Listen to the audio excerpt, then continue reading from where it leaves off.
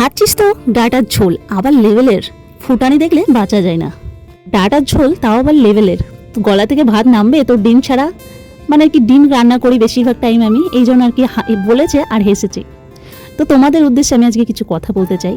Data কি পৃথিবীতে একমাত্র আমার জন্যই তৈরি হয়েছে, নাকি শুধু আমিই খাই? না তোমরা খাও না? ডাটাতে যথেষ্ট ভিটামিন আছে। আর এই যে গরমের দিনে আর হাগুরের মতো মাছ মাংস খেয়ে গঙ্গায় যাবো নাকি? গঙ্গায় গেলে তোমরা কি দেখতে আসবে আমাকে?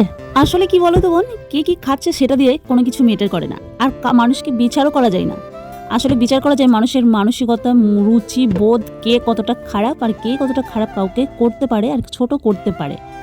আমার জানা আছে যতটা দূর, যে সবজি সবাই খায়, হয়তো সবাই খায়। আর যারা সবজি খায় তারা কি মানুষ নয়? যারা ডাটা খায় তারা কি মানুষ নয়? যারা মাছ মাংস খায় তারাই শুধু মানুষ? আসলে ব্যাপারটা এইটা নয়। ব্যাপারটা হলো যারা মানুষকে সম্মান করতে জানে না, সম্মান দিয়ে কথা বলতে জানে না, তারা মানুষ নয়। ঠিক যেমনটি তোমরা। আমি তো কখনো কাউকে এত ছোট করে কথা বলি না, কখনো না। আমাকে হাজার খারাপ কথা বললেও আমি বলি না। বোন রে, কাউকে এত ছোট করে কথা বলিস না বোন। এই ডাটার ঝোলে দেখে হয়তো অনেকের কপালে জুটছে না, বুঝতে পেরেছিস? ভাড়া বাড়িতে থাকি, একজন স্বামী ইনকাম করে, আর আমি এই সারাটা বছর বসে থাকি, বসে বসে খাই।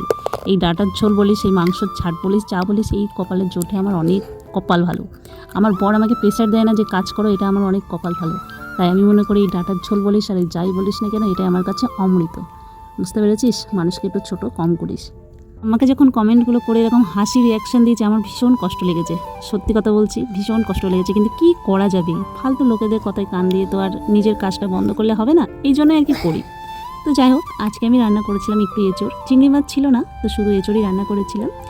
আর কিনে নিয়ে এসেছিলাম কালকে। তারপরে বরকে খাবার দাবার রেডি করে দিলাম, ও চলে গেল কাজে। এরপর এই যে আমার ঘর গোছানো, ছেলেকে সামলানো, আর এই সারাদিন ছেলের সাথে কাটানোর সময়, আর তারপরে ছেলেকে নিয়ে যাবো স্কুলে। আজকে রান্নাবান্না করে দিয়েছিলাম, ভেবেছিলাম যে কাজ হবে আমার বরে, তবে এক রোজ করে চলে এসেছে।